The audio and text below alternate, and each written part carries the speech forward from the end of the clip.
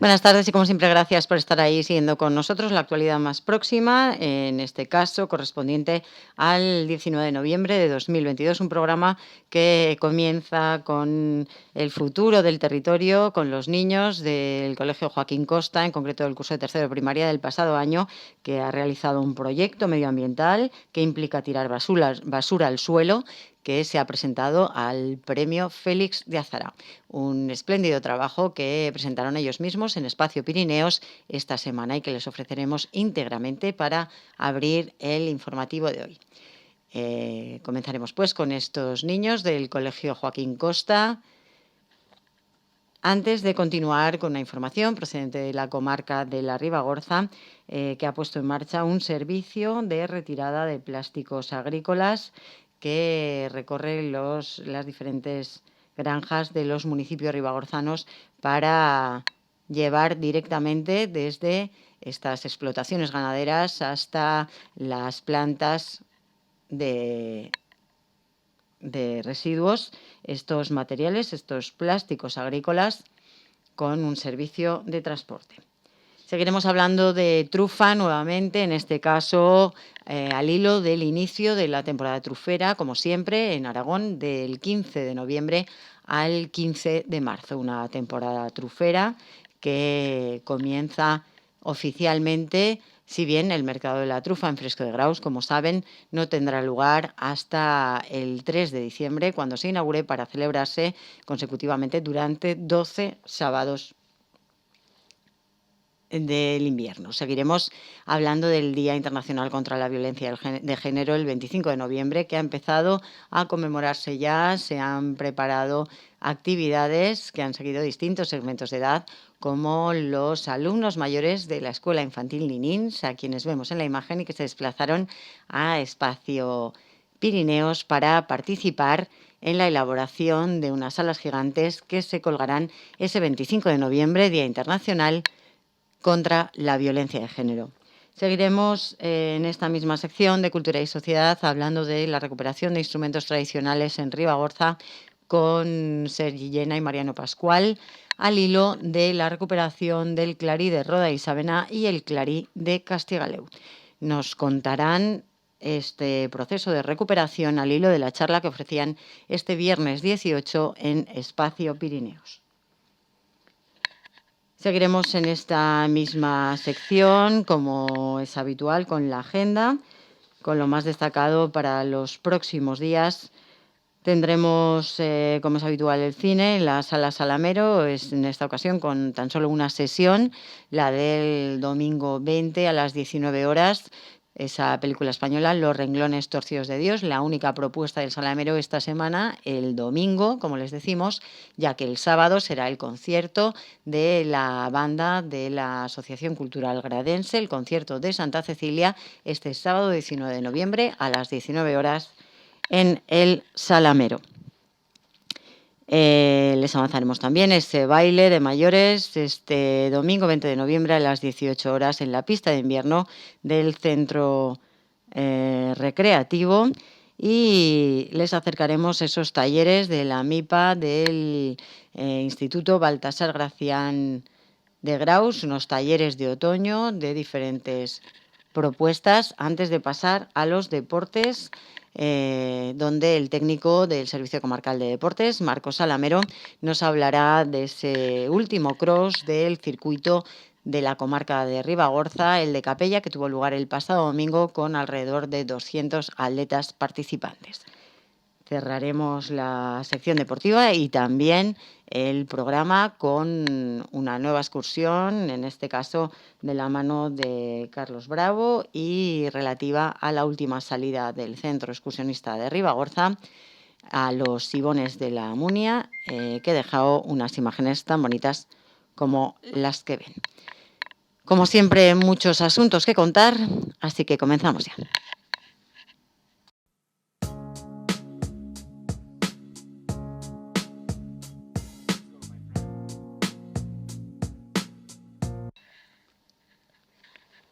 El proyecto Entendamos qué implica tirar basura al suelo de los alumnos de tercero de primaria del pasado curso del Colegio Joaquín Costa de Graus se ha presentado al Premio Félix de Azara que concede la Diputación de Huesca. De marcado carácter medioambiental, el proyecto surgió en la asignatura de inglés de la preocupación de los propios niños por la basura que encuentran en el suelo. Este trabajo les ha llevado a analizar cuál es el proceso que lleva a esa basura y a experimentar la degradación de los diferentes residuos.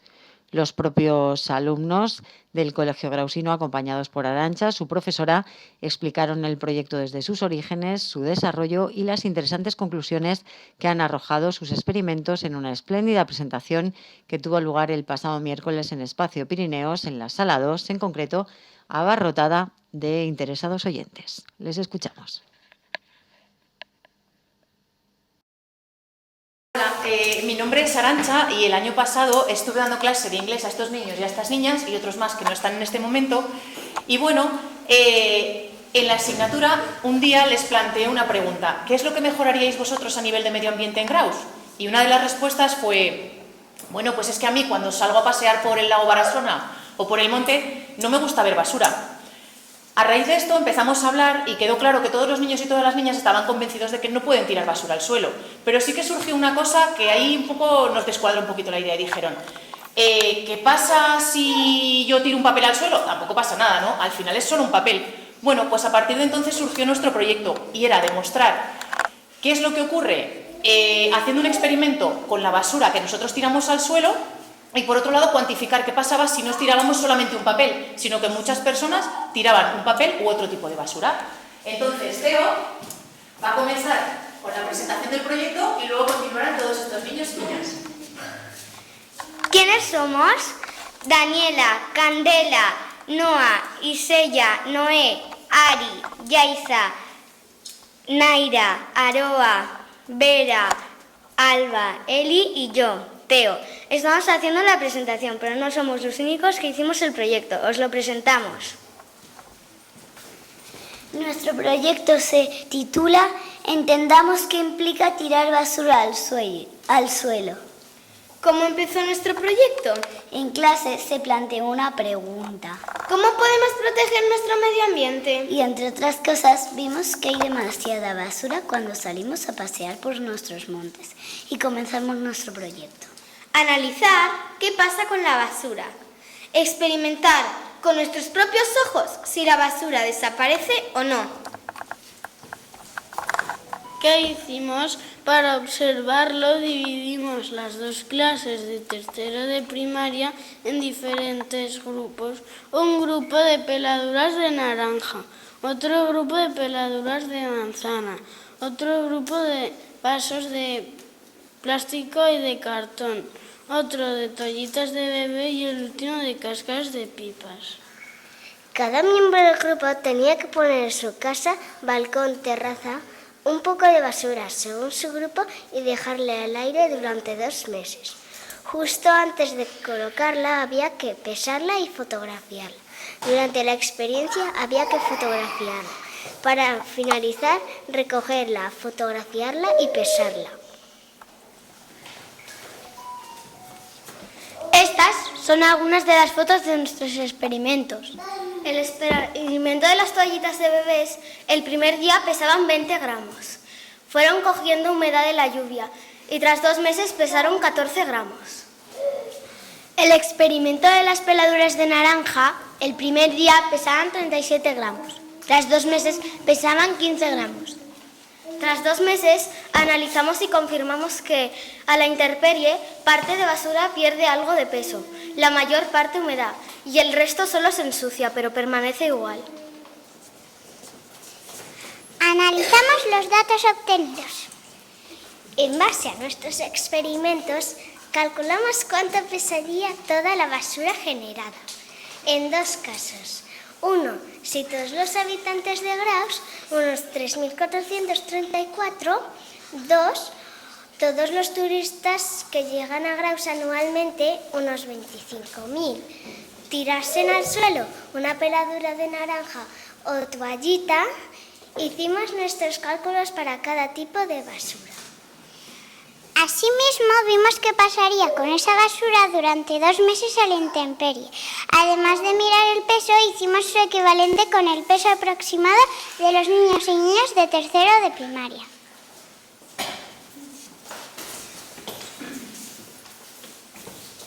Y aquí están algunos de nuestros resultados. Si cada habitante de Graus tirase al suelo una peladura de naranja, aproximadamente 37 gramos, habría una montaña de basura de 127 kilos, que equivaldría al peso de 4 niños y niñas de tercero de primaria. 2 meses después quedarían 51 kilos, que equivaldría al peso de 2 niños y niñas. Si cada habitante de Graus tirase al suelo 2 toallitas de bebé, 20 gramos aproximadamente, habría una montaña de basura de 68 kilos, que equivaldría al peso de 2 niños y niñas de tercero de primaria. 2 meses después quedarían 48 kilos, que equivaldrían al peso de 2 niños y niñas. Si cada habitante de Graus tirase al suelo 38 gramos de cáscaras de pipas, habría una montaña de aproximadamente 130 kilos, que equivaldría al peso de 4,5 niños y niñas de tercero de primaria. 2 meses después quedarían 89 kilos, que equivaldría al peso de 3 niños y niñas. Si cada turista tirase al suelo 38 gramos de cáscaras de pipas, habría una montaña de aproximadamente 950 kilos, que equivaldría al peso de 31,5 niños y niñas de tercero de primaria. 2 meses después quedarían 650 kilos, que equivaldría al peso de 21,7 niños y niñas de tercero de primaria. Si cada turista tirase al suelo una peladura de manzana, aproximadamente 30 gramos, habría una montaña de basura de 750 kilos, que equivaldría al peso de 25 niños y niñas de tercero de primaria. 2 meses después quedarían 150 kilos, que equivaldría al peso de 5 niños y niñas.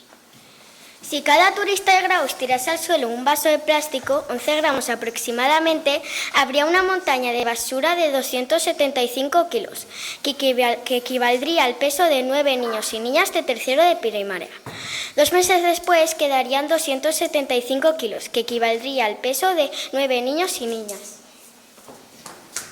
Tras las escalofriantes conclusiones, ¿qué planteamos después? Cuidado, no tires basura, hace daño a nuestro medio ambiente. Comuniquémoslo a todos. Hay murales y folletos colgados por todo Graus, tiendas e instituciones, como el polideportivo del ayuntamiento y la comarca. También hay podcasts en redes sociales. Ahora mismo estamos haciendo el proyecto. Hemos hecho un grupo que limpia zonas que podemos en Coscolla. Gracias a los que recogéis y hacéis posible la recogida de basura. Todos sabíamos que no hay que tirar basura al suelo, pero tras el proyecto nosotros y otras muchas personas todavía somos más conscientes de no hacerlo, porque sabemos qué implica. La basura no desaparece fácilmente, no es invisible, sino que permanece donde la tiras o es transportada a otros lugares. Por eso hay que recogerla y, si es posible, hay que reciclarla. Estamos convencidos y convencidas de que así nuestro entorno cercano y nuestro mundo será un poquito más agradable, más sostenible y mejor. Muchas gracias por ayudarnos. Si tenéis alguna pregunta, estamos aquí para responderlas.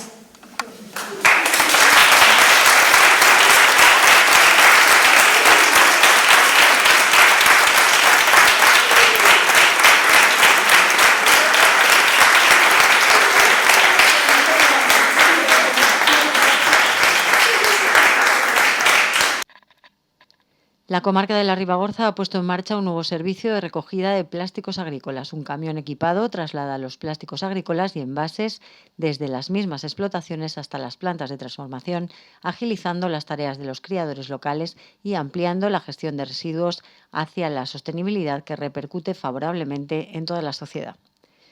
Explotaciones ganaderas de Bisaurri, Castejón de Sos, Chía, Graus, Isábena, Las Paules, La Puebla de Castro, Secastilla, Sesue, Sopeira, Viacam Litera y Villanova se ven beneficiadas del nuevo servicio de recogida de plásticos agrícolas puesto en marcha por la comarca de la Ribagorza. El apoyo a un sector troncal y tradicional en la economía familiar del territorio y el interés transversal por ampliar la gestión de residuos han impulsado este proyecto medioambiental que comprende el traslado de estos materiales desde las mismas granjas hasta los centros de tratamiento autorizados.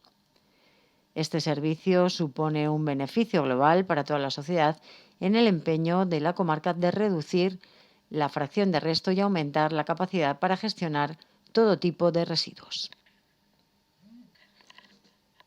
La temporada trufera en Aragón, que se abrió el pasado martes 15 de noviembre y se prolongará hasta el 15 de marzo, será peor que la anterior. Las previsiones de la Asociación de Recolectores y Cultivadores de Trufa de Aragón apuntan a que la producción de trufa se reducirá en torno a un 60% respecto a la última campaña, si bien desde el colectivo esperan que la calidad se mantenga. El arranque del mercado semanal grausino de la trufa en fresco tendrá lugar el 3 de diciembre, el mismo día en que se celebre la Feria de la Trufa de Graus. Como les decíamos, dadas las condiciones meteorológicas de los últimos meses, la trufa silvestre será muy escasa, salvo en algunas zonas como la de Graus, donde han caído tormentas en momentos clave, y la temporada dependerá de las plantaciones, especialmente de las de regadío. La previsión, como les decíamos, es que haya en torno a un 60% menos de producción respecto al pasado año, si bien además la campaña anterior fue histórica en cuanto a kilos. Como les decimos, aunque haya comenzado la campaña, el mercado de la trufa, que se prolongará hasta marzo, no dará comienzo hasta el 3 de diciembre con 12 sábados de mercado semanal en el espacio de la Trufa de Graus, ubicado en los bajos de la Casa de la Cultura, y este año también, como ya se hizo con motivo de la pandemia, en el exterior del recinto.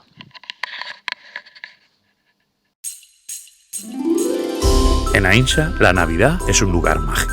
Y este año hemos querido adelantarnos para que todo esté a punto. Este año, sí que sí.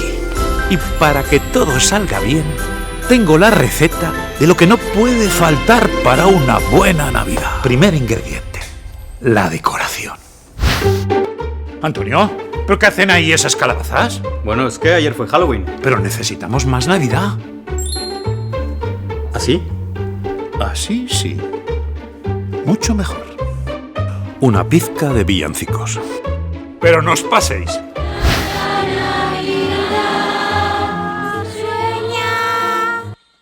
Mari Carmen, otro chico para tirar nieve. Jaime, este año la Navidad no está contigo, ni el espíritu navideño. 3 cucharadas de tradición. ¿Cómo vamos? ¿Cómo llevamos las troncas? Aquí las tengo. ¿Y los calcetines? ¡Listo! ¿Y las cartas? Las 40. Esa es mejor que las hagan los niños. Y lo más importante, ¡las luces! Porque la guinda de esta Navidad la pones tú. Ilumina a Aínsa con tu voto para que sea el pueblo más brillante de España.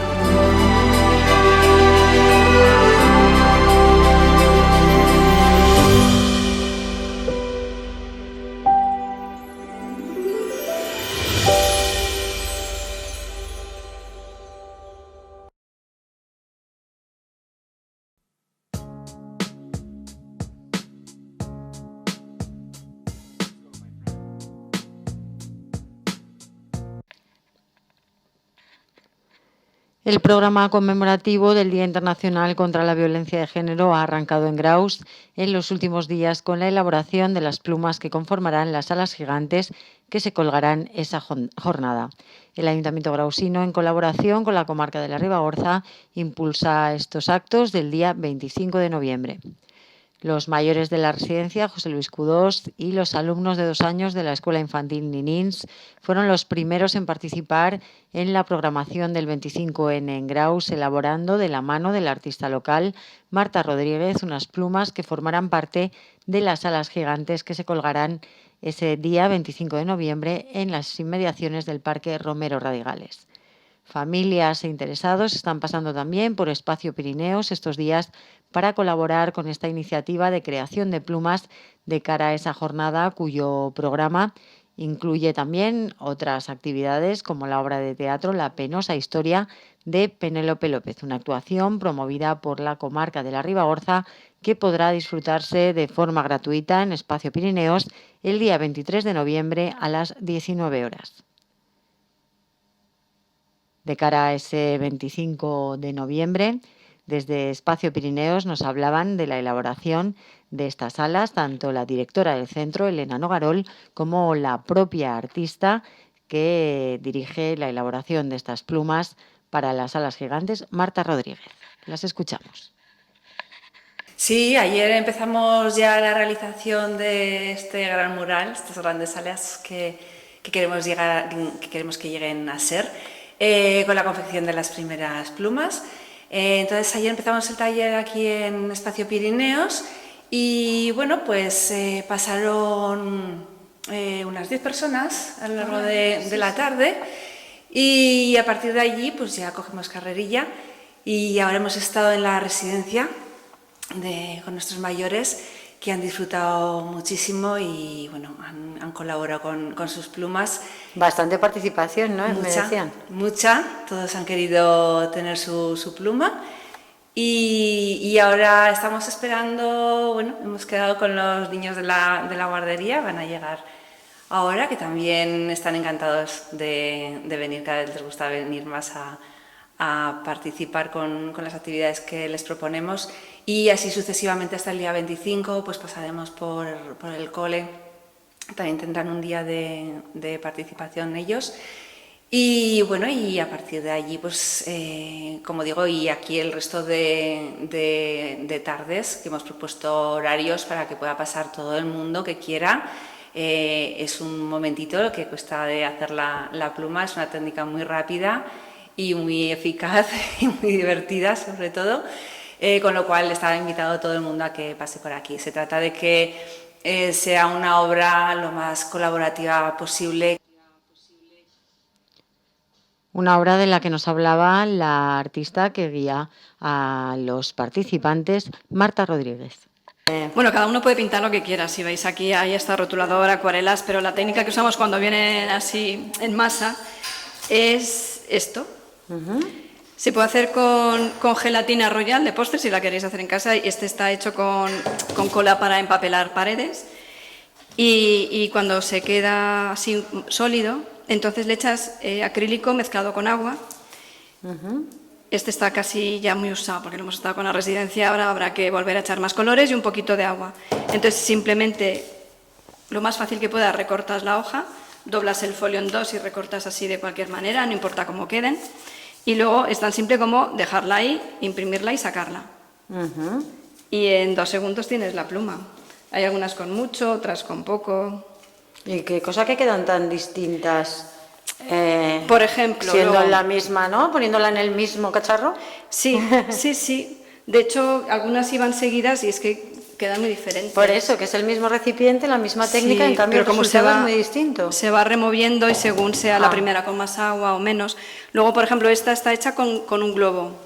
Inflas un globo poquito, mojas ahí y le pones. No sé si lo veis aquí. Vale. Yo que sé, hay varias técnicas, pero casi todas estas están hechas con esto, que es la más rápida. Sí. Coges la pluma desde así. Sería la base y luego hacéis alguna variante, Y ¿no? luego, pues sí, es que hay gente que prefiere hacer otras cosas. Esta la ha hecho una mujer en la residencia ahora porque le había sabido a poco, lo de coger la pluma y hacer así, ya está, y hacía ya, estaba ahí un poco inquieta, entonces le hemos dado un rotulador y ha hecho esto. Ah, pues muy bien también, ¿no? Sí. Hay algunas como más realistas, ¿no? Estas que vemos aquí, así.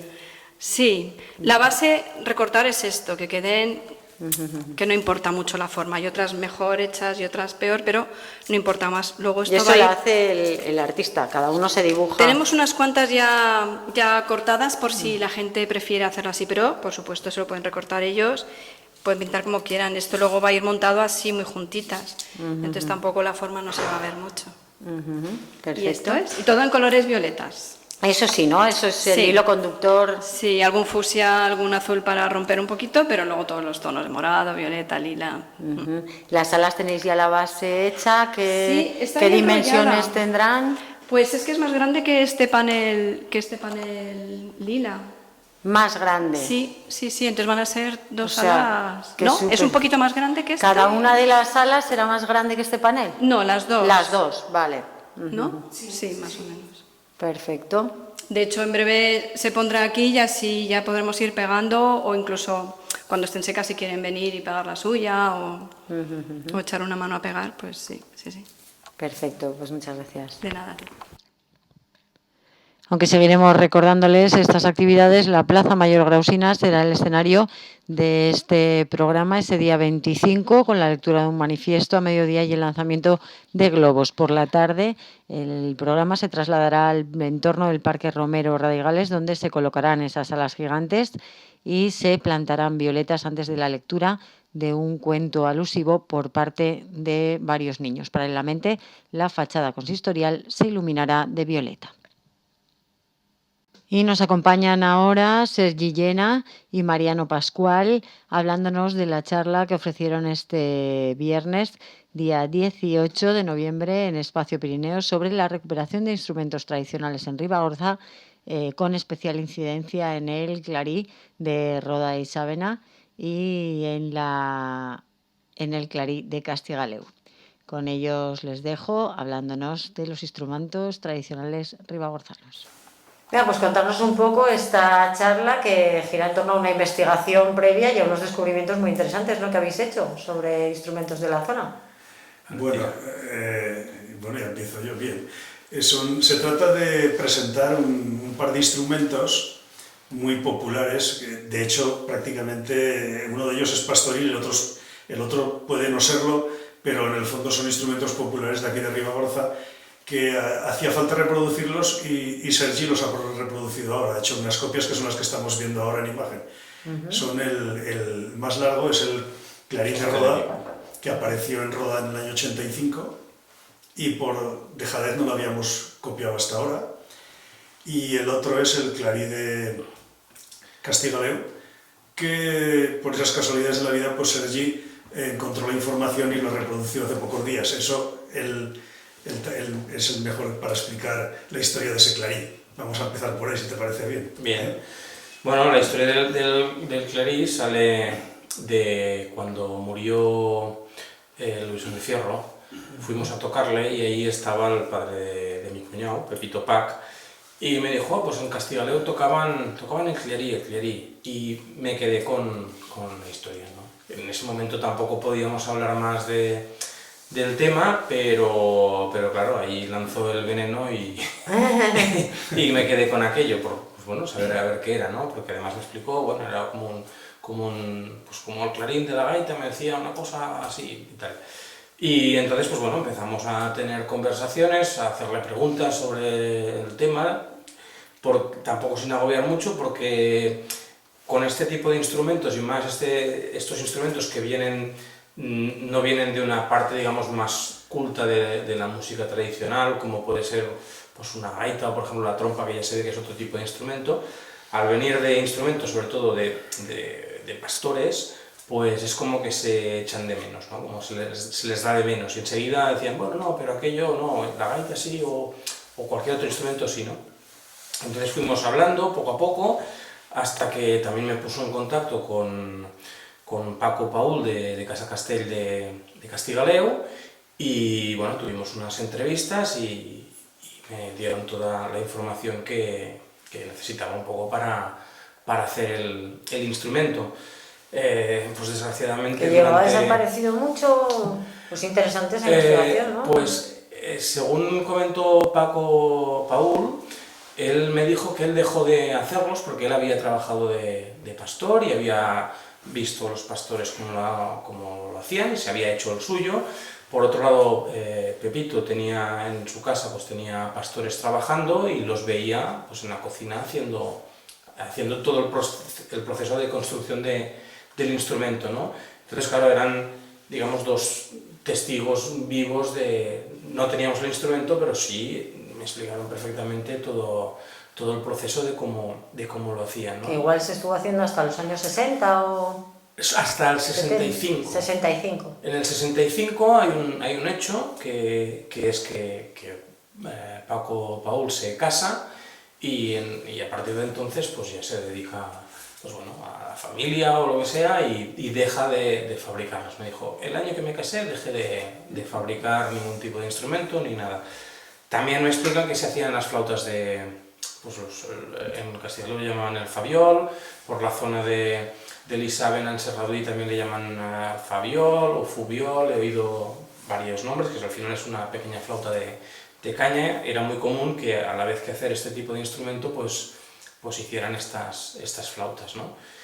Y bueno, con toda esta información de ellos, pues hacemos el instrumento, lo que, como te decía, pues dentro del proceso, pues Paco pues, se pone enfermo y evidentemente pues guardo la distancia, pues bueno, pues si no estaba bien el hombre, pues tampoco era cuestión de marearlo mucho, ¿no? Claro. Entonces, pues cosas que a lo mejor me hubieran gustado incidir y preguntar, incluso quedamos para hacer una flauta de caña y hacer alguna cosa, pues y todo esto no pudo ir más allá porque, pues bueno, tampoco era ni el momento ni la situación, ¿no? Entonces, pues bueno, nos quedamos con toda la información que nos han dado. Entonces hice varios modelos un poco del instrumento con la forma tal como me la habían dado, pero pues bueno, con diferentes terminaciones y diferentes conos al final. Y bueno, el que entendían y recordaban como más parecido y como Clarí de Castigaleo eran pues estos dos que tenemos aquí, ¿no? El que era buen pastor decían pues que hacía buenos instrumentos y a la vez pues tenía diferentes terminaciones arriba, incluso tallas, ornamentaciones de diferentes tipos, y el que no sabía tanto pues lo hacía con maderas más blandas, como por ejemplo el saúco, que ya tiene el interior que es todo más blando, entonces cuando iniciaban el primer taladro pues les salía enseguida, ¿no? Y bueno, a partir de aquí pues hacerlo sonar y intentar pues que se conozca este instrumento, que es un instrumento que a la vez pues encontramos desde el Clarí de Vigorra en el otro lado del Pirineo, y este tipo de instrumento de esta familia se le conoce también en Cataluña como grall de pastor. Al final es un instrumento... Siempre ligado al pastoreo. Sí, siempre. Y además con unas funciones bastante concretas, ¿no? Un hecho diferencial que tenemos aquí, porque he participado en varias jornadas, tanto en Francia como en Cataluña, en este Ridaneu, bueno, tuvimos ahí varios encuentros, uno de ellos pues, bastante interesante con gente, el profesor del Conservatorio de Limoges, que estuvo becado por el gobierno francés para hacer todo un estudio sobre los bordones del Sac de Gemex en la zona del Rosselló, y acabó encontrando este tipo de instrumentos y hizo un estudio pues, con esa beca, cambió el tema, lo amplió, y hizo todo un estudio de este tipo de instrumentos. Y allí lo que se da es que también sucede en Cataluña, pues eran algunos torneros, ¿no? que construían instrumentos, porque hay también una documentación muy interesante del gremio de torneros de Barcelona que explica todo el proceso. Es decir, cuando alguien era tornero, pues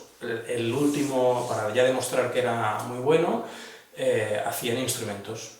Es decir, lo último de todo era hacer ciertas piezas de barcos y digamos ya lo más grande era hacer instrumentos, ¿no?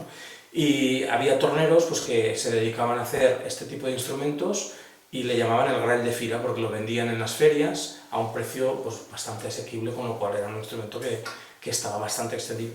Sin embargo, aquí estamos viendo que lejos de ser un instrumento hecho por un profesional, era un instrumento totalmente pastoril, hecho por pastores, que cada uno se hacía el suyo, con lo cual una referencia, por ejemplo, de afinación era imposible mantenerla, porque una de las cosas que decían es que claro, cada uno se hacía el suyo con el sonido que cada uno quería, con lo cual la afinación, pues bueno, nosotros hemos elegido una afinación igual que la de la trompa, porque el instrumento esté vivo y pueda tocar fácilmente, pero claro, podía ser cualquiera a partir de ahí, porque bueno, en función un poco de las características que dieron, tampoco puede variar mucho de sol a la o a fa, pero claro, si te dan un poco las medidas a palmos, ¿no? y los interiores también, pues a grosso modo, un poco, claro. Pues claro, más o menos da un tipo de afinación, ¿no? A partir de ahí pues ya la ajustamos y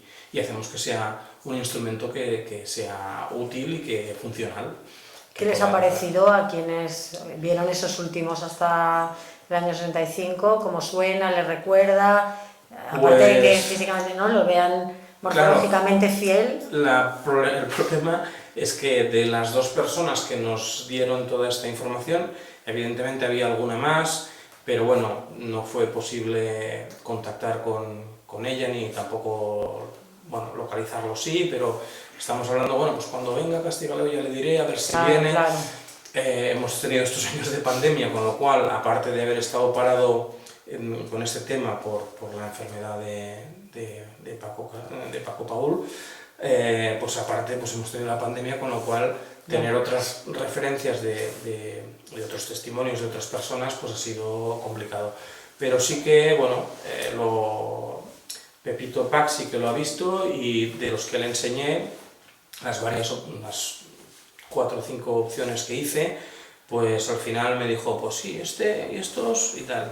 Incluso había el sonido también, ¿no? Le recordaba. Sí. Incluso uno llevaba estaba pues como puede ser estaba un poquito más ornamentado con la parte de abajo, un poco siguiendo esta idea de bueno, que el que tenía buenas manos, pues seguramente se lo haría bonito, y pues ella me dijo, no, así, tan así, no. Eran más austeros. Sí, era más sencillo, ¿no? Pero sí que los reconoció y bueno, dio un poco el visto bueno. Y sobre el de Roda, que parece que ahí llevaste tú más... Bueno, el clarí de Roda apareció sobre el año 85 en Casa Sant Pere de Roda, que es la misma casa que está ahora el albergue, el hotelito ese pequeño que hay al lado de la catedral. Y ese mismo año me lo trajo, el día de la fiesta de Graus, me lo trajo Ángel Vergara, un folclorista bastante conocido en Aragón, me lo trajo para que lo conociese, porque en aquella época estábamos en Graus unos pocos intentando sacar adelante la trompa. En el 85 ya la conocíamos, pero no había forma... Bueno, y dijo, bueno, pues a ver si con este instrumento también lo puedes sacar adelante. Me contó esta historia y me lo quedé. Lo primero que hice fue levantar un plano con las medidas, lo primero para no perderlo, y sacarle una foto. El instrumento que trajo, el original, era igual de alto que ese, que vemos en Vogue, pero aquel instrumento estaba pintado o oscurecido artificialmente, era muy burdo, tenía un interior deficitario y aleatorio muy desastroso, no sonaba especialmente, tenía un calibre mucho más gordo, como muy rústico, demasiado rústico. Solamente había un detalle que también se ha reproducido en este, que es el que da que pensar si deja de ser rústico y pastoril o es verdaderamente una derivación de un instrumento culto, que es el hecho de que tenga un agujero trasero para el pulgar más alto que cualquier otro agujero delantero, mientras que las dulzainas o los instrumentos pastoriles rústicos, los que tienen agujero trasero, suelen llevarlo entre el primero y el segundo dedo, no arriba de todo, sino entre el primero y el segundo atrás. Entonces, esa es la duda que podría hacer pensar que por tamaño y por llevar un agujero trasero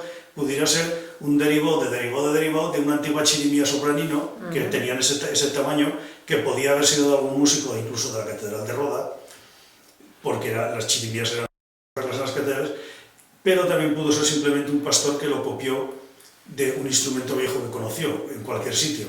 El caso que, bueno, durante muchos años no hicimos nada y de repente, pues como estábamos con la trompa, las gaitas que hemos estado tantos años, y la vida pues te hace hacer unas cosas por aquí o cosas por allá, de repente, un día hablando con Sergi le dije, pues bueno, pues te traigo el plano y lo reproduces, y sí, lo ha reproducido, Sí. Gracias a que tú mostraste interés en aquel momento. Que me guardé el plano, porque claro, ese instrumento después yo lo devolví. Si no, estas cosas, ese instrumento está almacenado, quien lo tenga ahora, no sé quién lo tiene. No sabes dónde está. No sé a ciencia cierta quién lo tiene. Me llegaron a hablar de que incluso lo habían llegado a vender al anticuario que hay en Barbastro la entrada, pero yo pregunté un día y no sabía nada de nada.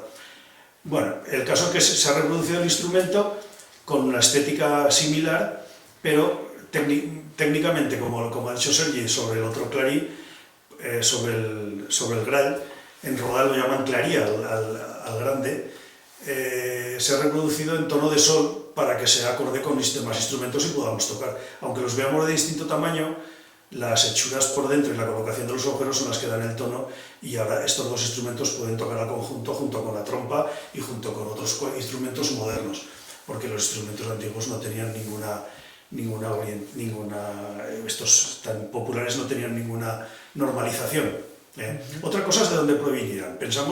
Yo pienso que pueden provenir de la historia. La historia no nace, los instrumentos no nacen porque sí. Aquí han llegado, estos instrumentos, este tipo de instrumentos van, como digo yo siempre, en una zona entre el Cinca y el Segre y entre Fraga y Toulouse. En ese más o menos rombo que se alarga hasta Carcassona, más allí, todo el Pirineo francés y el Pirineo español, pero esta zona es así. Y bueno, por supuesto todo el Pirineo, pero en cuanto llegas a la zona de Jaca y hacia Navarra desaparecen este tipo de instrumentos, ya no aparecen. Aunque ahora los navarros lo utilizan y lo llaman gaita navarra, en realidad ellos lo han absorbido de la gaita castellana y la han transformado, pero no de sus propios clarines pirenaicos.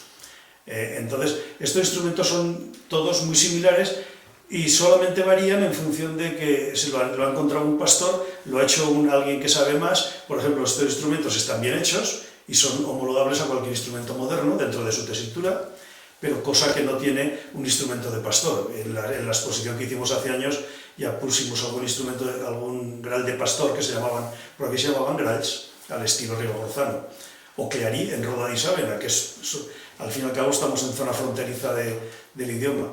Y ya pusimos un Graal de pastor que se bajó de Troncedo, que era más pequeño que este aún, aquel sí que era totalmente pastoril, era totalmente formado, era como una raíz a la cual le hubiera hecho un hueco. Bueno, mi abuelo los hacía así, yo cuando con una caña o algo así, de pequeña me acuerdo cuando habéis empezado, que venía de Payarhuelo en la cueva. Sí. Y me acuerdo de pequeña de verlo hacer. Sí, bueno, pero eran más pequeños, sí, lo que dices, ¿no? Yo creo que no tenía más de un palmo aquello. El otro día que hicimos la presentación y la charla sobre todo este tipo de instrumentos, expuse como presentación de un poco de dónde viene todo este tema del pastoralismo, entendido no como una idea romántica del tema, sino, digamos, dentro de lo que sería el folclore y el estudio, digamos, antropológico de las tradiciones y todo esto, ¿no? Digamos, visto desde una perspectiva científica, no más sentimental, claro, o incluso simplemente artística, ¿no? Entonces, claro, expliqué pues, un montón de instrumentos que se dan en el Pirineo, como puede ser un oboe hecho de corteza de árbol. Claro que todo esto era funcional, o sea, ahora sí que se ve desde una perspectiva científica, pero esto formó parte del día a día. Sí. Bueno, incluso yo me acuerdo pues, bueno, dentro de todos estos instrumentos que explicaba, que están además recogidos por dos folcloristas que no tenemos muy lejos, pero que aquí son totalmente desconocidos. Uno nació en el 1885 o por ahí, que era Enric Vigo, que es de un pequeño mas de Saverneda, justo muy cerca de Pont de Suert, y el otro también de justo al otro lado, ¿no? Digamos, pero claro, toda esta zona la han estudiado mucho porque era su zona. Entonces, lo que es Ribagorza y Pallars lo habían estudiado mucho, ¿no? Y bueno, instrumentos como puede ser el coger un trozo de hierba, ¿no? Estirarlo y queda un hueco y entonces aquello sonaba, ¿no? Todo este tipo de instrumentos los tienen los dos muy documentados, ¿no? Y entre ellos pues todo el tema de este tipo de instrumentos, ¿no? Entonces en Roda pues salió una persona y cuando explicaba estos instrumentos nos empezó a explicar, bueno, empezamos a tener un diálogo diciendo, pues bueno, pues yo hacía esto que tú has dicho del oboe de corteza, lo hacía con la higuera, porque cuando estaba en savia era muy fácil de quitarle la corteza, y ahí empezamos ¿no? Y bueno, aparte de esto, como nombraba antes las flautas, pues en Serradui pues hay gente que hemos hecho ya una primera entrevista, pero hay que volver a entrevistar, en Ciscar también, ahora el otro día me salió también uno en la Puebla de Fantova. Sí, yo creo que a medida que vayáis haciendo estas charlas va a salir gente, porque esto forma parte de... Y claro, esto tenemos un deber, que esto me lo decía Xavier Vidal, que es el director del Conservatorio Occitano de Toulouse. Es que, claro, nosotros tenemos, digamos, el deber, ¿no?, de recuperar todas estas cosas, porque, claro, ahora estamos a tiempo, pero luego dentro de unos años pues ya no... Porque esto, de momento eso, la charla se hizo en Roda, que además muy, muy ad hoc, ¿no?, en la zona donde procedían tal, y ahora viene Graus, de momento en formato charla, pero ¿está previsto recogerlo en algún libro, algún tipo de publicación? O... De momento no, porque está pendiente todo lo que acaba de nombrar Sergi, de entrevistas, de más realizaciones, de incluso lo que has comentado tú hace un momento, de que tu abuelo, ¿te acuerdas de que tu abuelo los hacía? Es que fíjate, os estabais contando o en casa del vecino, y lo estaba pensando, digo, y me hizo, y digo, ¿y dónde deben estar? Fíjate, ¿sabes? Ahora escuchándoos, y es que como si lo viera en la huerta haciéndomelo, ¿eh? La información como y sonaba, porque él además tocaba el sí. sarraison que iba con sus hermanos, que eran 8, ¿sabes? Y, la información es importante, lo que ocurre que tampoco te puedes fijar mucho claro, en la estética, porque cada pastor, como decía Sergi antes, si era más o menos listo, o más o menos interesado, o más hábil, o en más... hacerlo más hábilmente, o más bonito, lo hacía a su gusto. De tal forma que después los pastores, cuando estaban por el monte y tocaban, si estaban contratados, les obligaba el amo que los había contratado a que tocasen para que el amo supiese de dónde venía el sonido y saber si estaba durmiendo o si estaba tocando, si estaba vigilando las ovejas. Quiero decir que son tan distintos que hay que tener la información, pero ir mucho más allá, salvo que aparezca alguno muy particular, pues desde el punto de vista pastoril tienen un gran interés, pero acabamos resumiéndolo en que si han de tocar en la calle con los demás instrumentos, hay que luego los tenéis que modernizarlos, claro. Pero bueno, aquí hay un campo luego, muy amplio, ¿no?, muy interesante. Sobre todo ya lejos, digamos, de esta parte más histórica del instrumento, ¿no? Pues bueno, a nivel de construcción, lo que nos interesa es que primero que el instrumento pueda salir a la calle, ¿no? Pero aunque no saliera, por ejemplo, pues tener todo esto documentado, todo esto localizado, pues que en Roda teníamos en Castigaleu teníamos otro, a raíz de una conversación que tuve para Pine Nostrum en Voltaña, que le expliqué, pues bueno, la historia del de Roda, que me lo había pasado Mariano, el de Castigaleu, que lo había estudiado, hablando con Mario Gros, que es profesor de la Escuela de Música, ¿es profesor de gaita? ¿Puede? Sí, profesor de gaita. ¿No? Bueno, está en la Escuela de Música de Zaragoza, pues me mandó una foto de otro que ha salido en Villacarri, creo que me dijo, ¿no? Y ahora pues estamos también pues intentando pues conocer algo más de este. Pero claro, lo importante es tenerlos localizados, y catalogarlos, estudiarlos y luego ya ir pues bueno, pues tejiendo esa historia, ¿no? Porque tiene todo un sentido. Pero claro, al final esto es es memoria sonora de aquí del territorio y que es importante pues bueno, que la podamos conservar, ¿no? Y aparte... Porque las piezas, ahora dices que está ya bueno, ¿no?, con el estándar, ¿no?, estandarizados, que pueden tocar porque saber que se tocaba o eso sí que ya... Hay que estandarizarlos en un determinado tono para poder tocar. Da igual que lo lleves a un tono que a otro. El caso está que tiene que ser un tono musical moderno, que pueda ajustarse a cualquier instrumento, no puede ir en un tono antiguo, porque entonces solo valdría de solista. De todas maneras, en el caso, por ejemplo, de Castigaleu, las coordenadas que me daban un poco para hacerlo era, pues bueno, más o menos un palmo, un poco que te cabían los dedos y tal, y salía un poquito 4 dedos por abajo y tal, ¿no? Entonces, claro, estas medidas son muy Claro, los dedos de qué mano, son a bulto. De la mía, de la tuya o... Ya, cuando en el 85 conocí ese instrumento, ya me contaba el que me lo trajo, Ángel Vergara, y lo que había conseguido en muchos otros pueblos de la Alta Ribagorza, había conseguido información pues, de fulano, de mengano, el otro que lo llamaban el gralletaire, porque tocaba el grall, o que era la casa del gralletaire, pero ya hablaba en el año 85 de una memoria histórica bastante ya perdida, casi como memoria, ya no estaba el instrumento. Es que en toda esta zona, en Esterri, digamos, la primera charla que tengo allí, hicimos, después se vio que era necesario hacer una jornada únicamente de este tipo de instrumento. Hicimos una jornada en la cual estuvo Artur Blasco, que es miembro de un grupo muy conocido que es el Pondarcalís, y luego está, digamos, con toda la dirección del Museo del Acordeón del Segel, y hicimos una mesa redonda que un poco la moderaba sobre todo él y la movía un poco él, sobre los instrumentos que había en el Pirineo antes de la llegada del acordeón, porque cuando llegó el acordeón lo barrió todo. Hombre, lo hacía todo ella, ¿no? Claro, en el Pirineo catalán, por ejemplo, quedan, bueno, es una plaga, está al punto de que incluso las escuelas que hay ofrecen otros instrumentos, pero es que el acordeón lo copa todo, ¿no? Y claro, los músicos que tocaban, pues incluso el violín a nivel tradicional, ¿no? Estaba muy extendido. A mí me hablaban también de un violinista, bueno, de por aquí de Graus, que bajaba de Aguilar también, y que tocaba el violín, incluso que se había reparado algunas piezas de violín, ¿no? Pues claro, el acordeón se lo comió todo, y esto estamos hablando ya de bastante atrás, ¿no?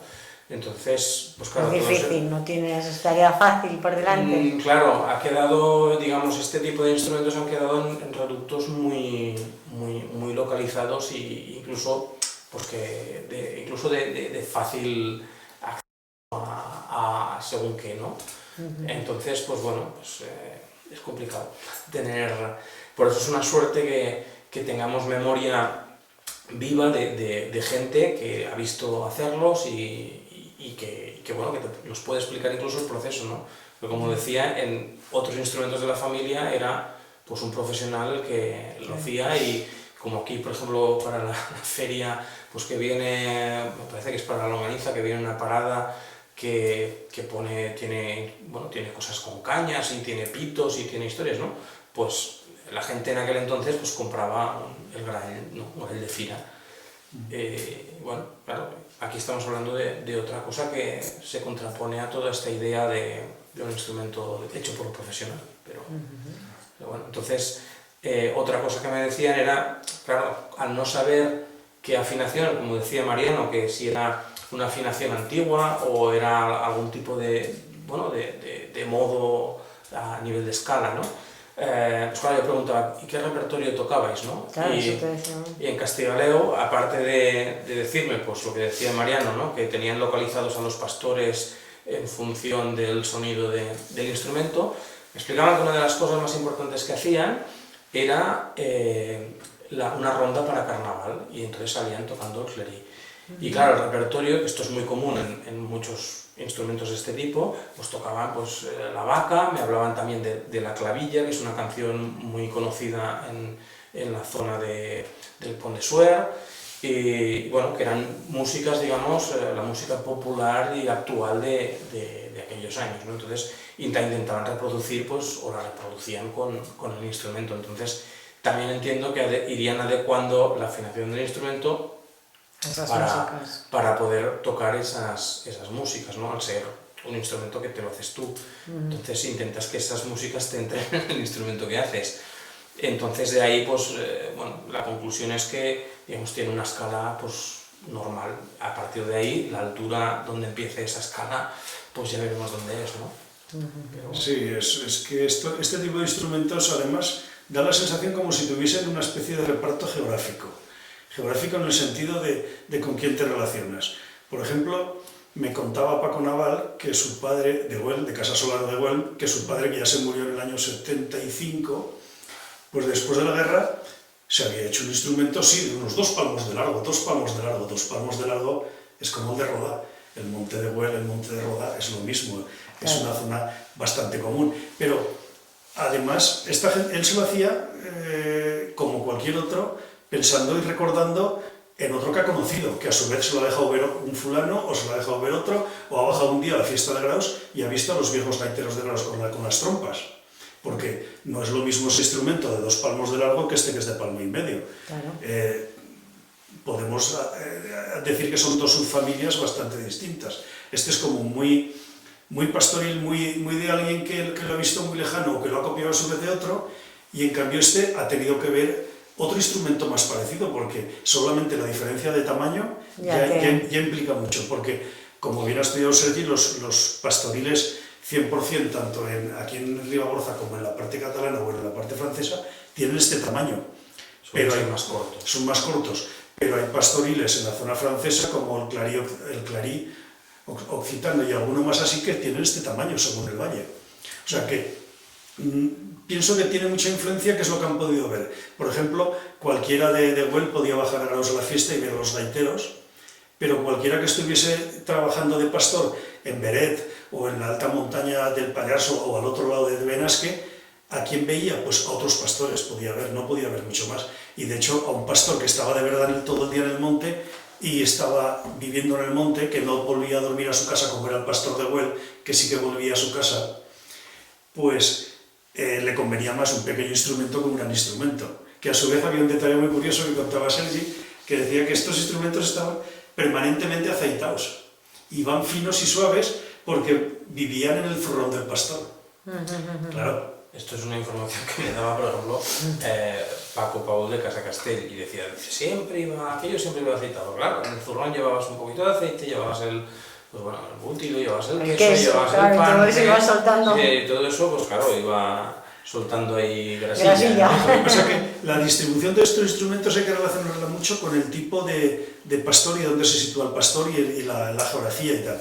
Por ejemplo, aquí en Graus, cuando yo era crío, había varios rebaños dentro mismo de Graus que al atardecer se recogían en Graus. Esos pastores iban y venían a dormir a Graus, con lo cual conocían la vida de cualquier tipo que pasaba, conocían lo que pasaba en Graus. Mientras que los pastores que estaban en alta montaña, que se pasaban 4 meses o 5 arriba de todo, no se relacionaban más que entre ellos, tenían otro punto de vista, de otros conocimientos. Entonces, eso puede diferenciar un poco, podría diferenciar un poco el tipo de instrumentos, claro. Porque conforme vamos bajando hacia el sur y hacia la tierra baja, y digamos que nos apartamos ya de las montañas grandes, empiezan a transformarse en dulzainas, con un tamaño como este. Que el nombre puede ser lo de menos porque todo depende de la zona de influencia del idioma que se hable y tal, pero tienen toda una especie de escalonamiento en función de la zona geográfica en la que se distribuyen y en la que se tocaban.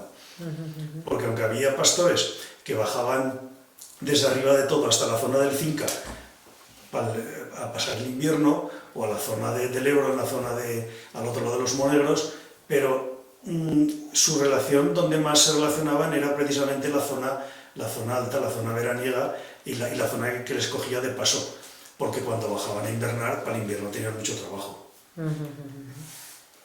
Bueno, pues tenéis aquí campo ¿no?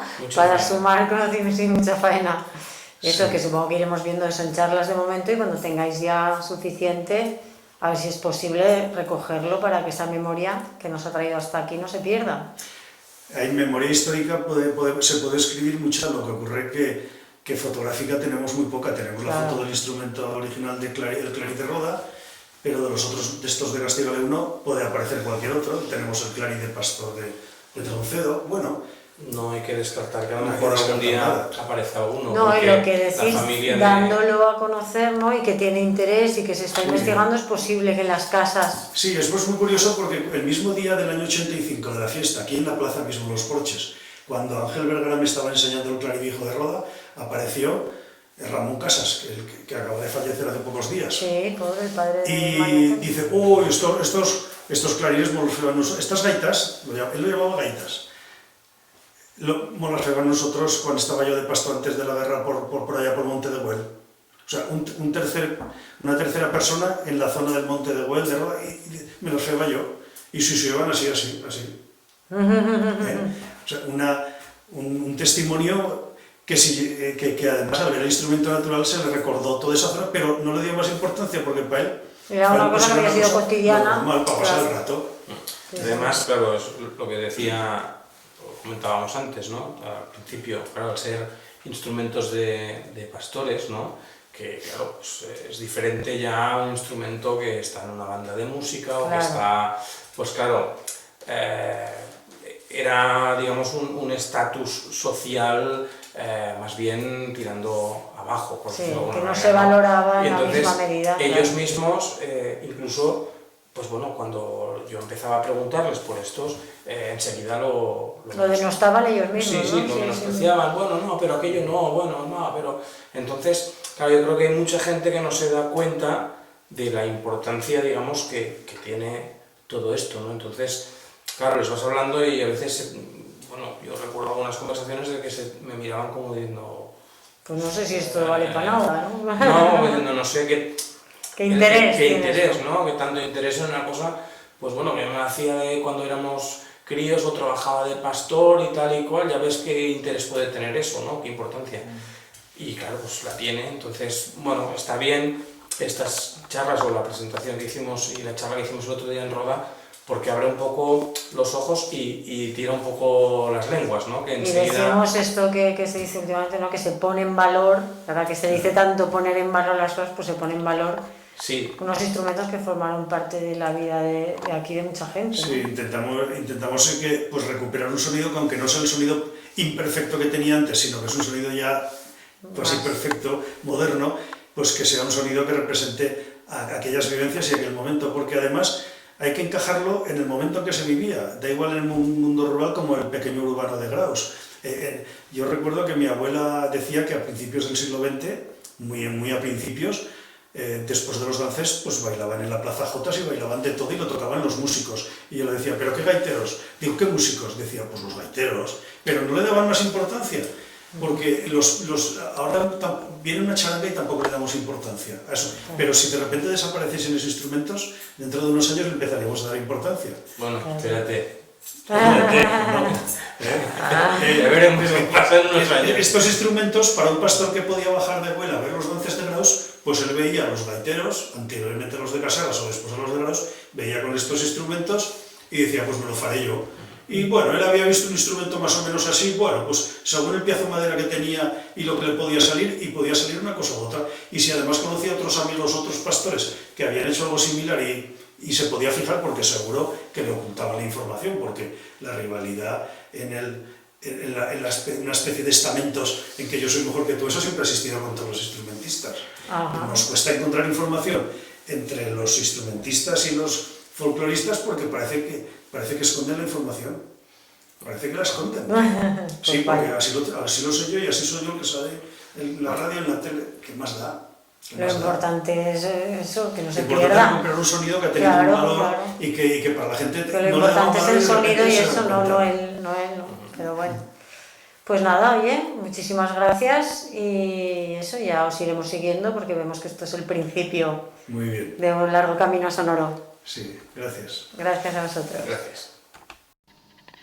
Y vamos como siempre con esa agenda para los próximos días en Graus. Comenzaremos con el cine en la Sala Salamero, esta semana solo con una proyección de la película Los renglones torcidos de Dios, el domingo 20 a las 19 horas. Solo una proyección porque el sábado 19 de noviembre es el concierto de Santa Cecilia de la banda de música de la Asociación Cultural Gradense a las 19 horas también en el Salamero.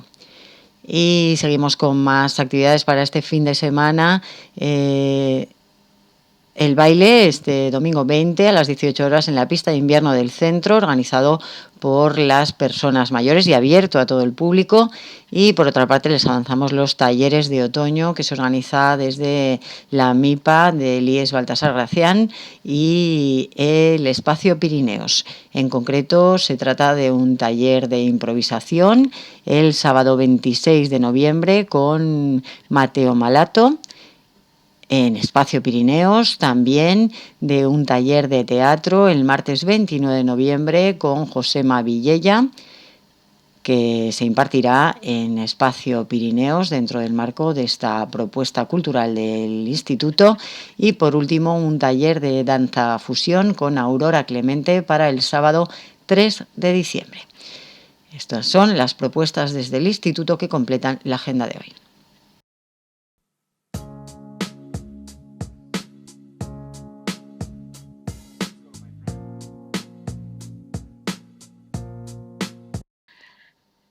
Alrededor de 200 participantes, principalmente de categorías infantiles, participaron este domingo en el 36º Cross de Capella en una espléndida y soleada mañana otoñal en el entorno del puente románico de la localidad ribagorzana. Los corredores Javier Castells e Isabel Guedea se impusieron en la categoría absoluta en una cita en la que, en paralelo a lo deportivo, se incidió en la parte de convivencia y gastronomía, ya que no en vano el de Capella se conoce popularmente como el Cross de la Longaniza. Organizado de forma conjunta por el Servicio Comarcal de Deportes y el Ayuntamiento de la localidad, y tras varias ediciones sin desarrollarse por las condiciones sanitarias, el Cross de Capella regresó con mucha fuerza. Así nos lo explicaba el técnico del Servicio Comarcal de Deportes, Marcos Alamero. Sí, la valoración muy positiva. Sí que es cierto que empezamos hace 3 semanas en Castejón de Sos con un día con un poquito de lluvia, con viento, con frío, pero bueno, al final fue un día diferente, por así decirlo, porque los otros 2 crosses, el de Benabarri y Capella, la verdad que hemos tenido un tiempo magnífico y espectacular, que yo también ha hecho pues que la presencia de corredores y de familiares de corredores pues también haya sido numerosa. Al final hemos estado por encima de los 500 corredores y bueno, pues muchos acompañantes que al final también dan ambiente. Decía, empezamos en Castejón de Sos que ya había vuelto el año anterior. Sí. Y que igual ahí el tiempo sí que pudo restar algo de participación, aunque como siempre hay muchísimo ambiente muy deportivo, ¿no?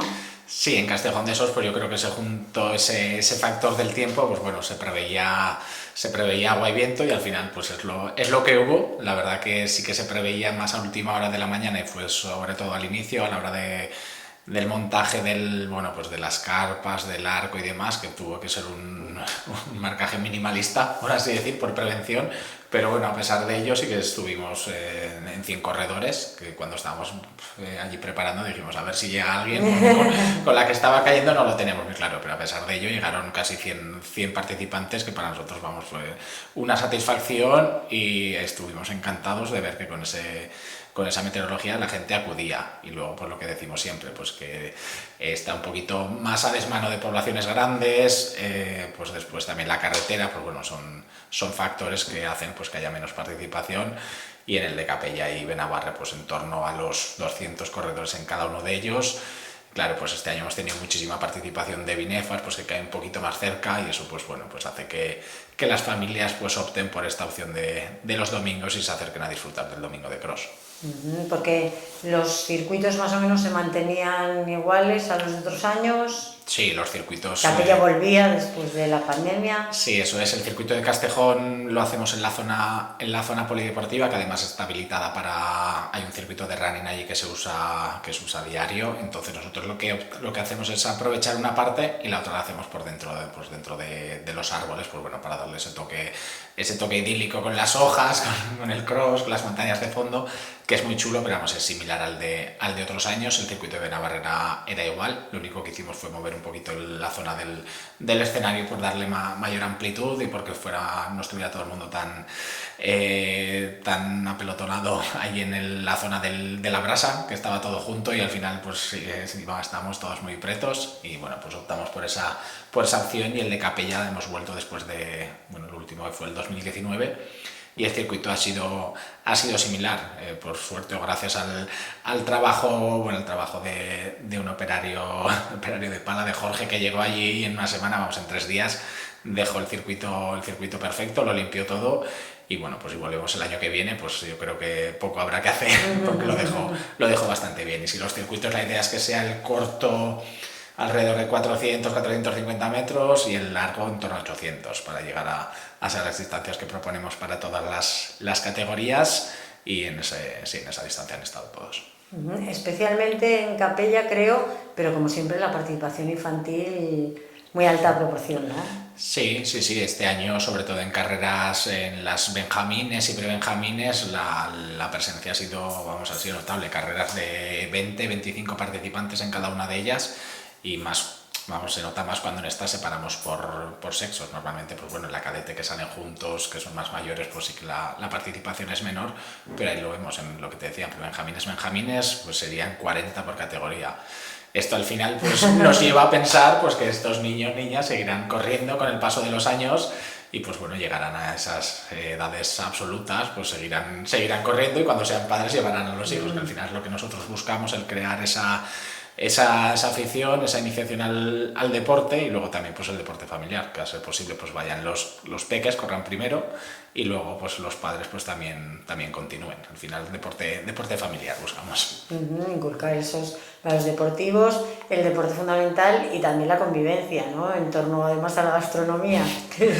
En Capella especialmente, pero en Benabarre también vi que hicieron un buen preparativo. Eso es, en todos los crosses ya en los últimos años se reparte longaniza a modo de almuerzo, pues bueno, que también puede ser un atractivo o una manera de llamar a un reclamo, ¿no? Un reclamo, eso es, un reclamo para todos los vecinos pues que se acerquen ese día pues a almorzar y después a correr y como dices pues al final pues que sea algo familiar. También mira, hace un ratito estaba hablando con Alberto, que es del Club Atletismo Binefar, que es el responsable, y me decía pues que después de muchos años están recuperando el ir a un cross varias familias y que luego pues se queden en Benabarre, que era el caso, que se queden a comer o vayan a San Medardo, pues bueno, que al final es no solo ir al cross, sino pues hacer la actividad paralela, que al final también es lo que crea afición y ese recuerdo de los peques que se acordarán siempre pues de ese día que fueron a correr a Benabarre y que echaron la tarde por allí.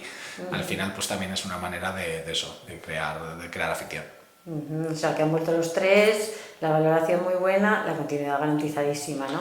Sí, pues yo creo que sí, siempre estaba, o se suponía por garantizada, después de la situación de los últimos años, pues ya no estaba tan claro, pero bueno, yo creo que este 2022 será la manera de retomar los tres crosses y que esperemos que a partir de ahora pues todos los años se puedan seguir realizando. Al final pues son 3 crosses más que consolidados. Castejón de esos son 11 o 12 ediciones, ahora no recuerdo, y bueno pues en Benabarre son 34 y en Capella son 36, así que son crosses que todo el mundo los tiene en mente y seguro que el año que viene pues sumamos una edición más y con un éxito igual que este año. Bueno, y acaba la temporada de crosses, que es como de otoño, ¿no? Aquí vamos de las piscinas en verano, hablamos de los crosses en otoño y no sé, mirando al cielo ya, que está un poco, hablábamos del buen tiempo, casi demasiado. Sí, eso es. Bueno, nosotros los crosses los tenemos ahí, ya han acabado, ahora seguimos con las actividades del día a día, que al final no se habla nunca, pero bueno, es algo que todos los días están los monitores en todos los municipios realizándolo, pero bueno, eso ya más o menos va solo, por así decirlo. Siempre hay que hacer mil cambios al día, pero bueno, es una rueda que ya va y no para hasta primeros de junio. Y ahora sí, mirando al cielo a ver si va llegando el frío, las precipitaciones, va llegando la nieve y bueno, pues podemos empezar ya con los cursillos de esquí alpino, de snow, de esquí nórdico. Bueno, ya estamos empezando a prepararlos y bueno, la idea es pues como siempre como en los últimos años, hacer los cursillos de esquí, de snow los sábados y los domingos a partir de enero y los de esquí nórdico pues lo mismo. Así que la idea es a primeros de diciembre poder sacar ya toda la información para que los vecinos de la Ribagorza lo vean y aquellos que estén interesados pues se puedan inscribir. Bueno, o sea, vosotros seguís trabajando como si fuera a ser normal, que es lo que esperamos todos. Sí, eso es. Nosotros contamos con que en algún día el tiempo cambie un poquito, llegue la nieve y bueno, pues para dentro de 2 meses, que será mediados de enero, pues que ya haya nieve en nuestras montañas, que seguro que sí, porque falta hace. Y bueno, y con ello pues que vuelvan los cursillos tan esperados por parte de nuestros vecinos. Bien, pues ya nos lo contarás y de momento a seguir dándole a esa rueda. Eso es, que va todo bien, ¿no? Muchos participantes. Bueno, sí, participantes estamos, creo que eran 1250, no llegamos a los números pre-pandemia, pero vamos, estamos cerca. Sí, al final, pues bueno, y los cambios del día a día, de alguna alta, alguna baja, el buscar algún grupo nuevo, el buscar monitores, bueno, esto es el día a día del servicio que pasa inadvertido, pero bueno, nosotros seguimos trabajando. Perfecto, pues ya eso ya iremos siguiéndolo y esperamos a ver la nieve para volverte a invitar. Eso es, en unos días ya vamos, en unos días os lo podré contar. Venga, muchas gracias, Marcos. A vosotros. Y Carlos Bravo nos habla ahora de la excursión a los Ibones de la Munia desde la plana de Petramula organizada por el Centro Excursionista Ribagorza, con ascensión de todo el grupo hasta el Ibón Grande de abajo y de una parte hasta el Ibón Alto y otra hasta el mirador situado al oeste de los Ibones, en un día de sol y magníficos paisajes en el que se potenciaron los reflejos en los Ibones, las vistas de Monte Perdido, Roviñera, La Munia, en una jornada espléndida de excursionismo, como nos cuenta Carlos Bravo. Hola, Carlos, pues cuéntanos una excursión con el CER en el calendario oficial, ¿no? Sí, una excursión bien bonita del pasado domingo, que ya en la anterior intervención aquí ya comentamos que sería la siguiente excursión que explicaríamos. Pues ha sido la última excursión oficial del CER el pasado domingo a los Ibones de la Munia, lagos o Ibones de la Munia, que también se llaman Ibones de la Larri, algunos le llaman Ibones de la Larri, incluso tiene un nombre aragonés que son los Gorgos de Tromacal. Eso es una expresión, en algunos mapas así en aragonés sería una denominación antigua, pero sí que es cierto que algunos le llaman también Ibones de la Larri. Hay veces que hay una confusión con esto, pero la denominación más habitual son los Ibones o lagos de la Munia, porque están justo debajo del pico de la Munia, que también en aragonés en algunos mapas se le llama el pico de la Almunia, o la Almunia. Pero bueno, vamos a centrarnos en la toponimia, además en castellano, para no liarnos mucho, y en la excursión. Salimos de Graus a las 7 de la mañana, porque esto está lejos, está un poco lejos. Hay que ir hasta Parzán, hay que ir hasta Ainsa, en Ainsa coger la carretera de Bielsa, que es ya una autonómica, la que sube pasa a Francia por el túnel de Bielsa. Pasado Bielsa se llega hasta Parzán, que es el último pueblo de esa carretera antes del túnel de Bielsa, y en Parzán, a la salida de Parzán, hay que coger una carreterita a la izquierda que lleva a un pueblecito muy pequeño que se llama Chisagüés, tiene un nombre bonito, Chisagüés. Hasta allí llega carretera, creo que son 3,5 kilómetros desde Parzán por carretera. A partir de allí hay una pista. Nosotros habíamos hecho una distribución de coches para que a partir de Chisagüés o de la borda de Brunet, que ahora comentaré que está después, ya todos pudiéramos ir en todoterreno, porque esa pista son 7 kilómetros de pista hasta la plana de Petramula, que no lo he dicho. Donde íbamos a comenzar la excursión es al final de esa pista, que es un lugar que se conoce como la plana de Petramula, porque esa zona se llama Petramula y hay un pico que se llama Petramula. Por este recorrido, los 3,5 kilómetros más los 7 de pista, esos más de 10 kilómetros, es el GR11, que lo habíamos hecho con el club hace unos años cuando terminamos en Parzán, hicimos noche allí. Bueno, pues ese tramo, esa parte del GR11, ya digo, a partir de Chisagüés es pista. Esa pista está en un estado variable, depende de las épocas.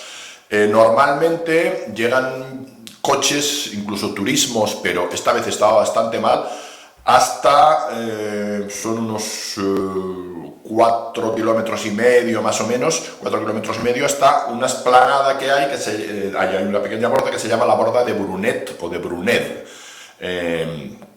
Allí aparcan algunos coches y algunos de los que venían de Barbastro y Monzón aparcaron en ese sitio con furgoneta. Y ya los que íbamos en todoterrenos íbamos recogiendo para ir llenando las plazas, y desde allí hasta arriba, que quedan 2,5 kilómetros hasta la plana de Petramula, ya fuimos todos en todoterreno, porque la pista está bastante mal ahora mismo. Ahora ha habido épocas en las que ha estado mejor, las arreglan, se deterioran, las vuelven a arreglar. Es decir que estoy contando todo esto porque el hecho de ir con todoterreno hasta la plana de Petramula hace que la excursión sea mucho más corta y mucho más cómoda. Ahora lo contaré. De lo contrario, tienes que andar o 7 o 3 kilómetros redondeando por la pista, que se alarga mucho, claro, y es mucho más aburrido. Este es el valle del río Real, se llama el río Real, el que baja como afluente del Cinca, que pasa ya por el lado de Parzán. Chisagüés, que es el último pueblo por el que pasamos, es una aldea, miré como siempre hago, porque nunca vemos a nadie allí, pero es que también queda abajo, no pasas por el medio del pueblo, es un pueblo que está ahí en una ladera, es una ubicación un tanto extraña, tiene 19 habitantes censados en el año 2019, yo pensaba que tenía menos todavía, y posiblemente estén... y luego sí que es cierto que subiendo desde Chisagüés hasta Petramula hay muchas bordas ahí en la ladera del río hacia... Y todavía tengo que decir que esto el domingo pasado, todavía toda esa zona estaba muy bonita de colores otoñales. Este año el otoño está durando, ¿sí? Los colores otoñales se están manteniendo mucho más, de hecho había algunos amarillos y todos estos bosques... de toda esta zona, pero ya incluso subiendo desde Bielsa hasta Parzán y más abajo, antes de Bielsa incluso, pues toda esa zona, que ya está bastante alta, se mantenía bastante bien, se mantenían aún en cierto modo los colores otoñales en los bosques. Bueno, pues ya en conclusión, porque todavía estamos en coche, llegamos a la plana de Petramula. Petramula, que es algo relacionado con piedra, no con mulas, pero sí, quizás también, pero Petra ya de piedra seguro, que es como se denomina toda esta zona. Esto está a 1900... sobre 1900, creo que son 1915, es decir, a 1900 metros de altitud. Partimos ya de esa altitud. Allí justo a la izquierda está el Pico Comodoto, imponente, ahí está, es impresionante ahí el Pico Comodoto, que no llega a 3000, pero son 2900, que lo hemos subido algunas veces y alguna con el CER. Creo que las veces que lo hemos subido ha sido fuera de programa, porque cuando hicimos el GR11 lo dejamos ahí a un lado. El Comodoto, que es un poco la divisoria entre ya el Valle de Pineta, que está detrás, y el Valle del Río Real, que es este valle de Chisagüés y Petramula. Allí viene el GR11, viene ya del otro lado, viene desde Pineta, los llanos de la Larri, la Estiva, y desemboca aquí donde estábamos nosotros, en estos llanos o plana de Petramula. Allí nosotros, justo donde acaba la pista, lo que hicimos fue, en vez de irnos a la izquierda hacia el GR11, irnos hacia la derecha. Ahí arranca un sendero muy bien marcado, muy visible, vaya, marcado no, porque no es ni GR ni PR, lo único que tiene son hitos, pero no es ningún sendero oficial con marcas, ni siquiera municipales. Pero es muy evidente, y una vez que lo coges prácticamente no tiene pérdida, porque está muy pisado y te lleva a los igones, que están relativamente cerca.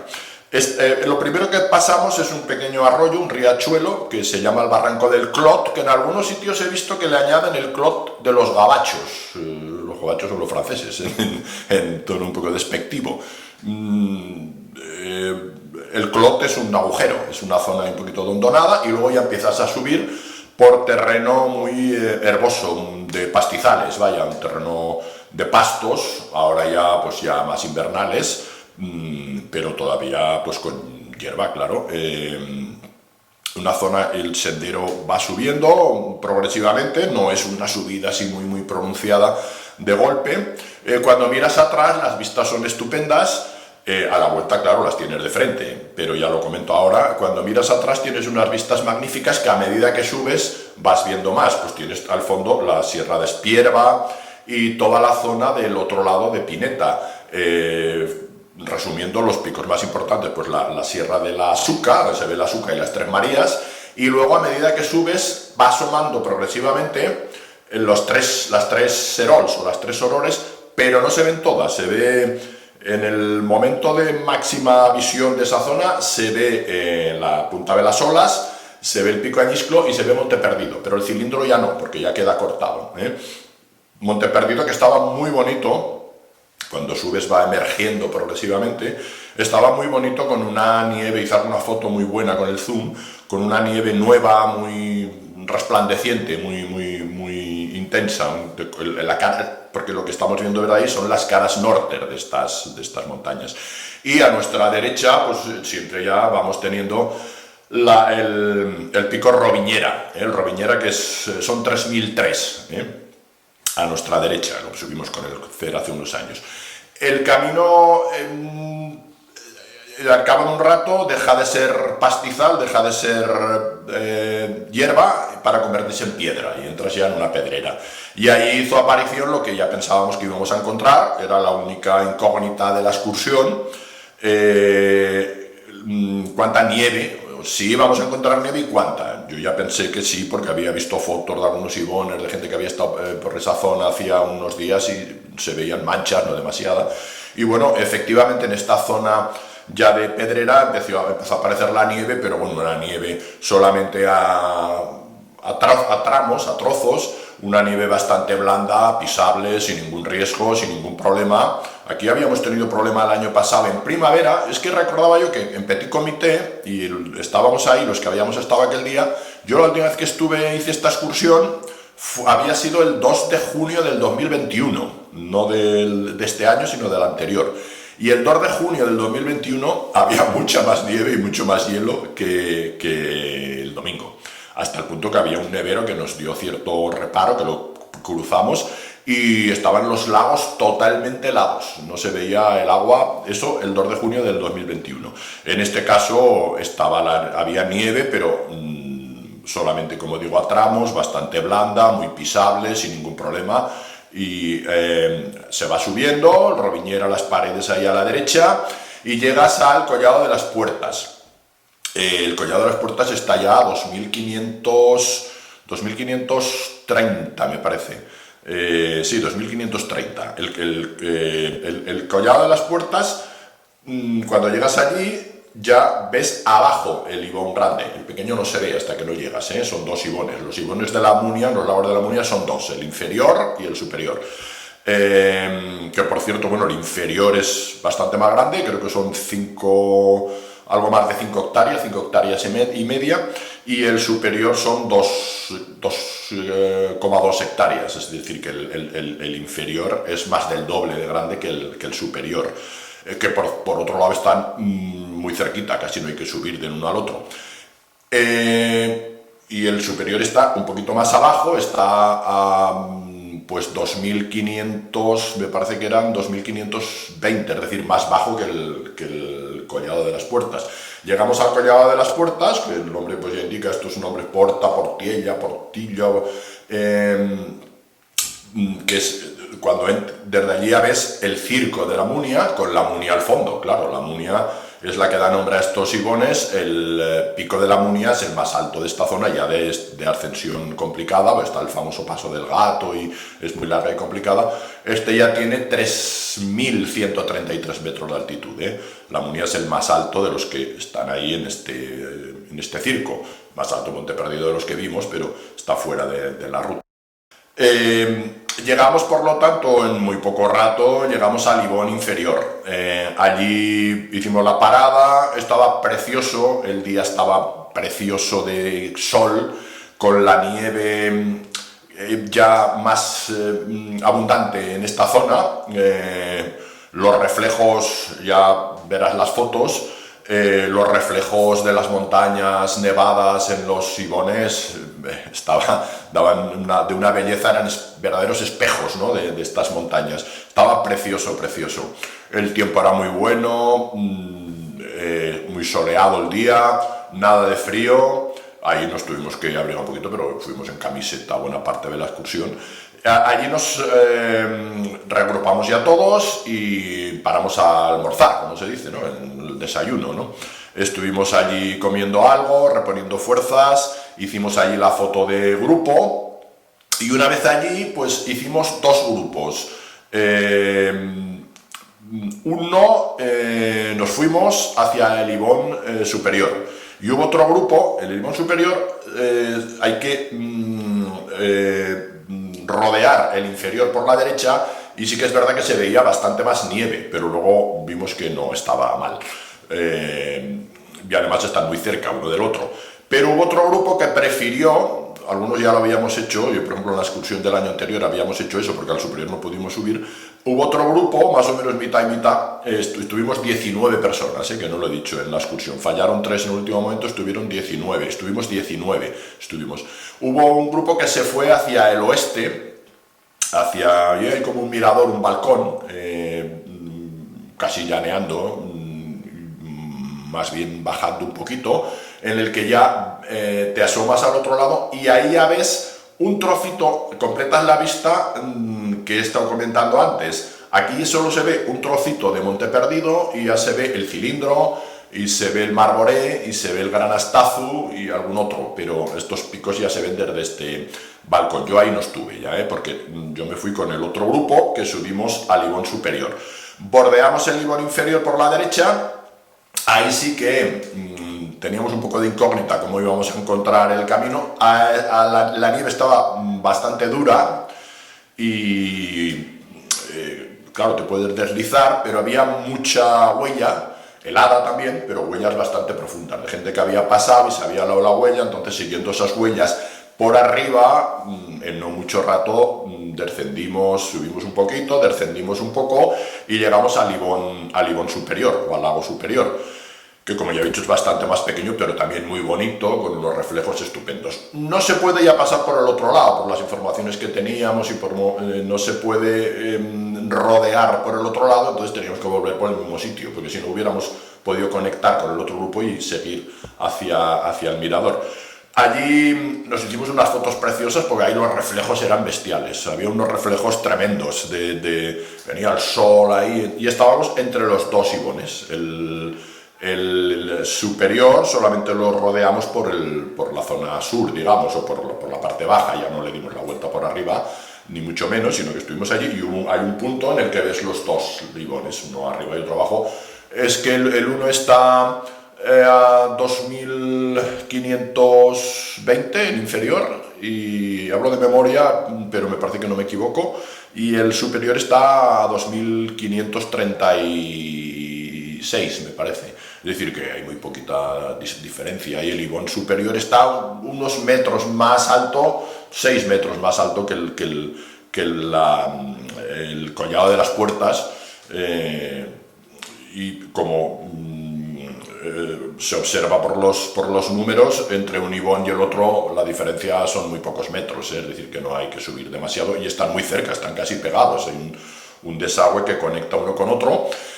Y entre los dos, cuando ves los dos, ese momento fue mágico, era un momento precioso, los reflejos con las montañas nevadas, desde ese punto todavía eran más bonitos que desde el otro lado, aunque nos venía el sol y en las fotos aparecen estos rayos, porque desde el otro lado lo ves con el sol a favor y aquí ya lo ves con el sol en contra. Vimos al ir al bordear el Ibón inferior, que no teníamos que no era necesario subir tanto como subimos, porque hay un senderete, había un trocito visible donde no había nieve, que va más pegado a la orilla. Luego sí que subimos un poquitín más porque había un poquito más de nieve para coger la huella un poquito más arriba algunos, y otros hicieron huella ellos. Y ya llegamos al punto donde nos habíamos separado. Ya los que venían del otro lado ya llegaban y ya nos juntamos ahí. Además fue casi cronometrado, y luego comparando las distancias fue casi exactamente lo mismo, es decir, que hay lo mismo de ir a un sitio que al otro prácticamente. Ahí nos reencontramos y ya iniciamos la bajada por el mismo sitio por el que habíamos subido, con ya las vistas de frente, en este caso, de toda esta zona del Comodoto, Monte Perdido, la Sierra de Espierva y toda la zona esta del otro punto del fondo de las caras norte y de la parte sur, digamos, del Valle de Pineta, y fuimos descendiendo tranquilamente, sin prisas, y bueno, a la 1:30 estábamos ya en Petramula otra vez, en los coches, con lo cual, pues bueno, empezamos la excursión a las 9, más o menos, redondeando, pero sí, prácticamente redondeando. Empezamos a andar a las 9, porque entre que subir por la carretera, la pista, claro, nos costó casi 2 horas. Empezamos a andar prácticamente a las 9 y terminamos a la 1:30, o sea que fueron 4 horas y media de excursión, 4 horas y media, muy llevadera, muy bien. sin problemas de nieve. Sí que es verdad que esto en 4 días puede cambiar radicalmente y ya se convierte en una excursión más complicada, porque con la nieve y si está helada, pues hay algún tramo que es más delicado si no llevas crampones, pero en este caso disfrutamos de sol y nieve con un día extraordinario, de una luz tremenda, preciosa, una temperatura casi primaveral, y ese contraste de la nieve y el azul del cielo, el azul de los ibones, el sol, pues la primera experiencia así de nieve y sol de esta temporada, muy satisfactoria. Y bueno, en kilómetros pues no llegó a 8 kilómetros, y en desnivel escasamente 700, casi no llega a 700. Ya digo, el acceso en todoterreno a esta Petramula facilita mucho esta excursión. Y eso fue todo. Ya nos volvimos a bajar por donde vinimos, hicimos una paradita en el salón en el mesón de Salinas ahí para tomar la cerveza. Hubo gente que se quedó, otros que no, y ya pues fue una mañana estupenda. Esa fue la última excursión oficial del CER. Todavía no sabemos la próxima oficial, si ponemos una antes de la que sí que ya tenemos fecha, que ya la anuncio aquí.